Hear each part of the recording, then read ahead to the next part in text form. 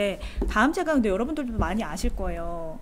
이 트릭 미러라는 제목이 재밌어요. 재밌죠. 네. 여기 표지에도 이렇게 뭔가 반짝반짝하게 있고요. 그러니까 제가 아까 전에 질투는 되게 뭐랄까 자연스럽고 본능적인 감정이다라고 생각하게끔 만드는 어떤 책을 소개했잖아요. 그럼에도 불구하고 저는 이 사회의 질투 농도가 여느 때보다 지금 높다고 생각을 해요. 그 이유 중에 가장 주요한 것이 바로 SNS이지 않을까라고 생각해요. 우리가 대면을 못 하잖아요. 대면하면 제가 인스타에 저렇게 그럴듯한 사진들을 올려도 아유 쟤도 고뇌가 있구나 라는 걸 대면에서 알 수 있잖아요.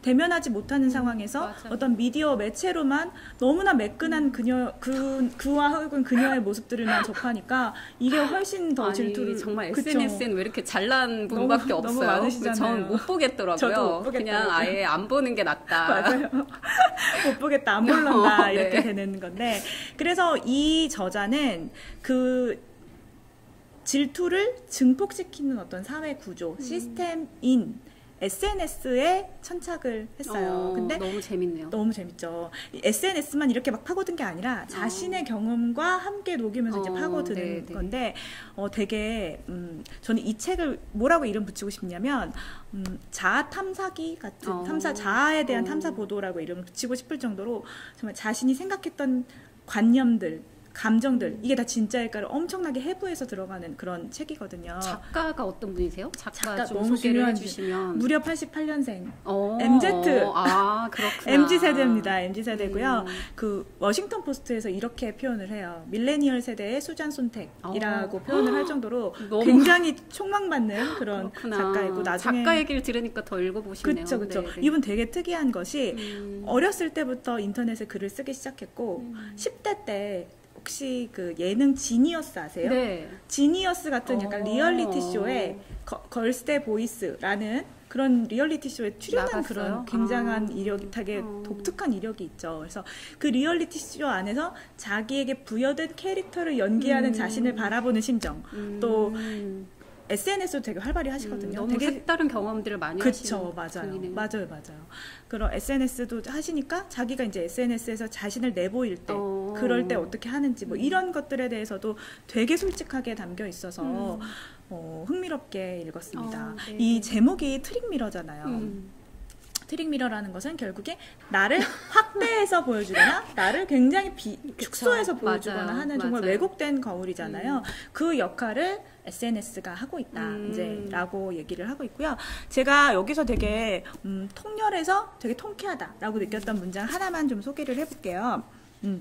인터넷에서 가장 고기능적인 사람이란 어떤 식으로든 관객을 끝없이 증가시키기 위해 무엇이든 약속하는 사람이다 라고 해요. 그러니까 우리가 인터넷 상에서는 무언가 행동을 해야 주목을 받을 수 있잖아요. 그래서 과장된, 여기서는 온라인 자아 비대증이라는 표현을 쓰는데 되게 자아를 되게 과장하고 선의를 되게 포장해서 이렇게 얘기하고 그런 얘기를 담고 있는 책입니다. 나중에 한번 읽어보시면 아니 좋을 정말 것 같아요. SNS야말로 트릭 미러의 전쟁터인 거예요. 왜냐하면 사진 한 장을 올릴 때도 이제는 자신의 얼굴을 그대로 올리지 않아요. 왜냐하면 너무 많은 어플들이 있고, 그러니까 뭐 요새 우스갯소리로 사진 보고 실물 보면 못 알아본다는 말처럼 극대화해서 보여지잖아요. 그래서 뭐 요새 저는 굉장히 인상적이었던 거는 헐리우드 여배우들이 오히려 화장도 다 지우고 자기의 나이도 그대로 다 밝히고 그렇게 찍은 사진들을 지금 이 세대 이런 현상들에 저항하면서 그런 사진들을 올리는 게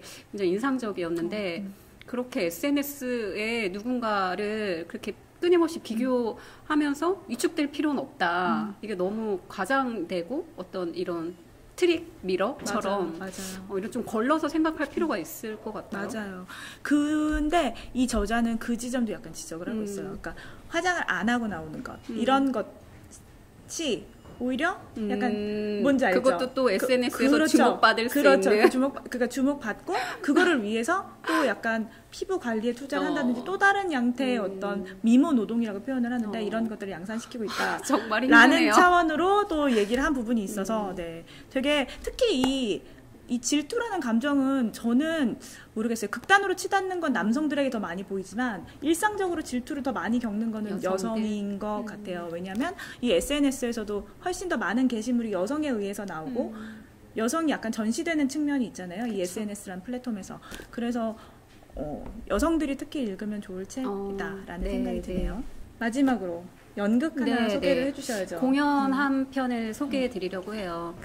저는 질투하면 떠오르는 한 인물이 있어요. 바로 살리에르인데 맞아요. 흔히 이제 살리에르는 평생 동안 모차르트를 질투하면서 살았던 질투의 화신.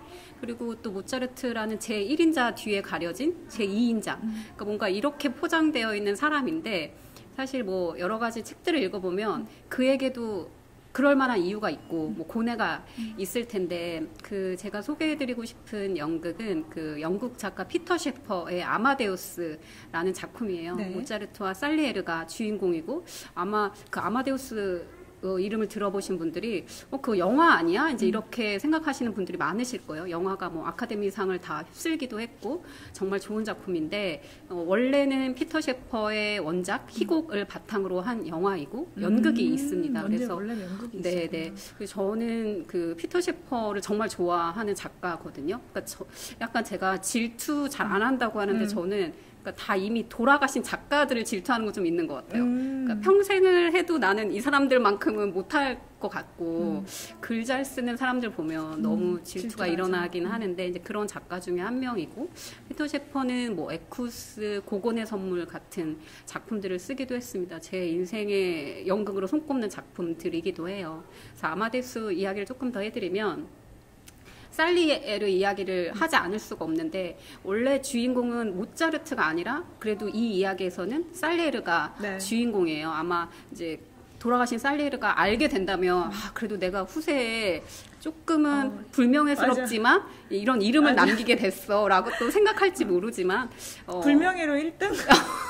너무 그런 생각하면 좀 미안한데 또 한편으로는 우리 모두가 살리에르가 아닌가라는 생각이 들어요. 왜냐하면 모차르트는 어찌됐든 신이 사랑한 정도의 천재성을 가지고 태어난 사람이었고 살리에르는 우리 같은 그냥 평범한 인물이었던 거예요. 그래서 그렇게 천재를 옆에서 미워하고 질투하면서 끊임없이 괴로워했던 사람이기 때문에 저는 오히려 모두가 그러니까 이런 범인을 대표하는 이름이 살리에르 같다는 생각이 들었고 그래서 나온 심리학적 용어 중에 하나가 살리에르 증후군이라는 용어까지 아예 있잖아요. 그러니까 어느 분야에서든 1인자는 반드시 한 명이 있게 마련이고 그 뒤에 모두 나는 사실 2인자, 3인자, 4인자인 거예요. 네. 그쵸. N인자로 가지.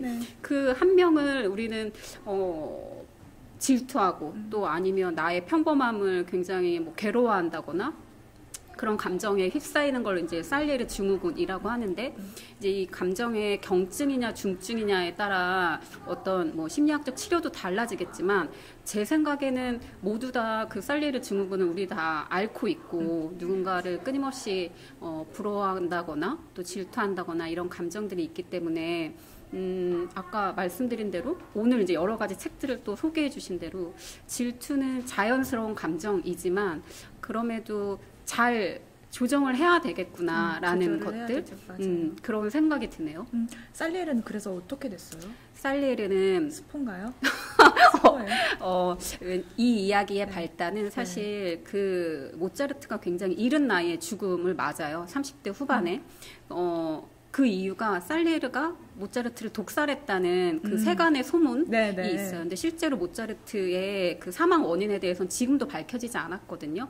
그래서 살리에르는 평생을 모차르트를 질투하면서 살았고 나중에는 정신병원에서 되게 쓸쓸한 삶을 마감했다라고 이제 살리에르에 대한 이야기는 남아 있는데 그의 뭔가 비참한 최후를 보면 좀 안타깝기도 하지만 그는 또 역시나 모차르트를 보면서 자신의 어떤 음악적 재능을 키우기 위해서 평생 노력을 했던 사람이기도 하고 결국에는 모차르트와 살리에르라는 이름이 같이 기억될 정도로 우리에게 뭔가 범인의 고뇌를 생각하게 해주는 대명사처럼 이름이 남아있지 않나라는 누구나 살리에를 이입하지 모차르트에 이입하지 않을 거예요. 않죠. 네, 모차르트는 뭔가 너무 넘사벽 그쵸, 천재니까 네, 거기까지 우리가 막 그렇게 집착할 필요는 없을 것 같아요.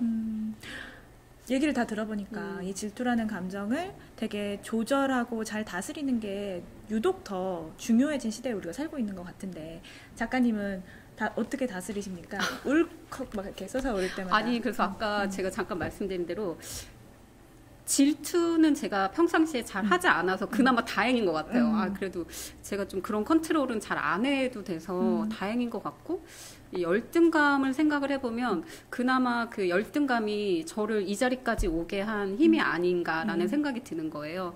그러니까 스스로 조금 계속 뭔가 반성을 하고 조금 더 나아가 보자라는 이런 생각들 때문에 더 많은 노력을 한 것 같고, 아 근데 질투는 저는 그러니까 어떤 그 재능에 대한 질투는 잘 하지 않는 것 같은데, 그러니까 사랑을 할 때는 이거 자유롭지 않더라고요. 뭔가 그렇군요. 사랑을 할 때는 네.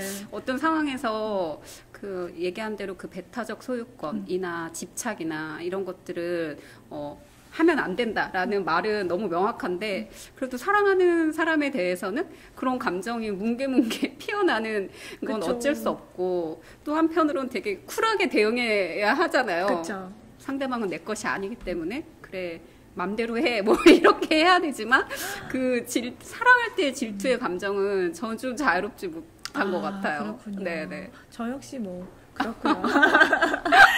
저 역시 그렇습니다. 저는 아직 거기에 대한 해답은 못 찾았어요. 네. 그거에 대한 해답은 찾지 못했고 대신에 그냥 질투를 저를 돌아보는 지표로만 활용한다. 그 너무 좋은 것 같습니다.